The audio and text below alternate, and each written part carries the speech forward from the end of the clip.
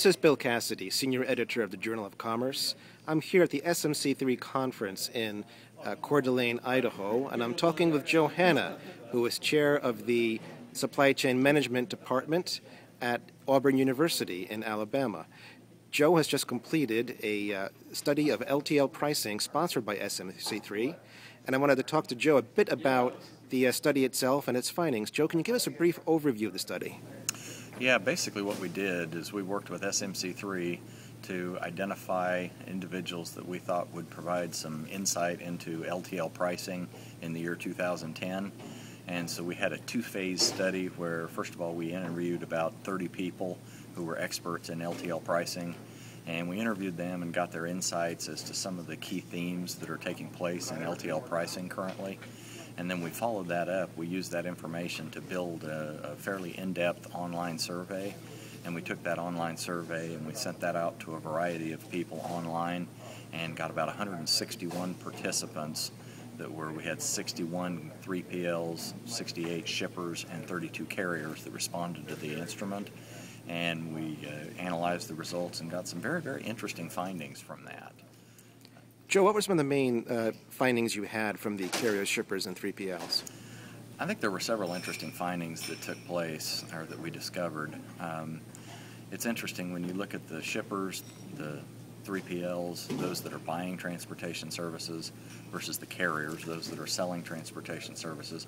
There were some differences in terms of current satisfaction levels with the current system that is being used. Overall, I think carriers indicated the largest amount of dissatisfaction with the current system. But they also indicated that they thought the industry was less likely to change to a new system or be comfortable in adapting to a new system. Conversely, I think the shippers and 3PLs tended to be a little bit more amenable to a new system, but they didn't know exactly what that new system should look like. The current system that's used is a tariff-based system where the tariffs are based on freight classifications. What problems did the carriers and the shippers have with that system today?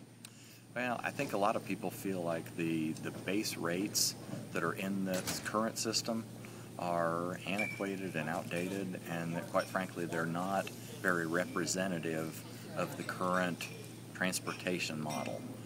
For example, you'll have a base rate in a current tariff, and then they'll have to discount that base rate by 70, 80, sometimes 90%.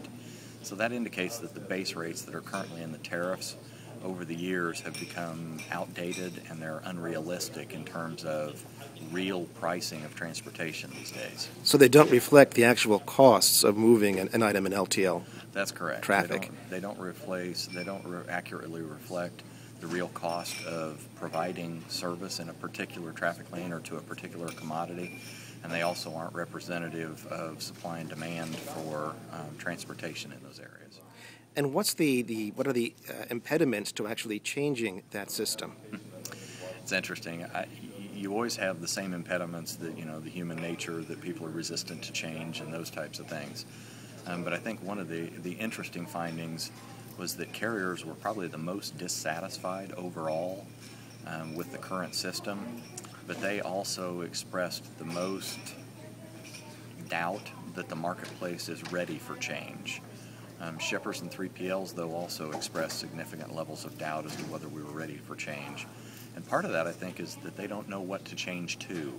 Some feel like we ought to take the current system and re-index the base rates so that they're more representative of the current day structure. Others feel like we ought to go to a density-based or cube-based system because most of the rest of the world has already gone to a density-based or cube-based system. So I think there's some support for that. Now, you mentioned as well that there is more support among 3PLs for a density-based system than either carriers or shippers. Why do you think that is? I think there's a couple of reasons for that. One, 3PLs have a large client pool and a large client base, and they deal with a lot of different carriers, and they're shipping globally. They're shipping a lot of product throughout the world, and I think it would be easier for them if the system in the United States was somewhat standardized with the rest of the world. And so I think that's one of your reasons. And two, I think probably the 3PLs, you know, they're in the middle between the carriers and the shippers. So I think they see some advantages to go into a density-based system because it probably reduces some of the uncertainty between the shippers and the carriers that the 3PLs would have to deal with or manage.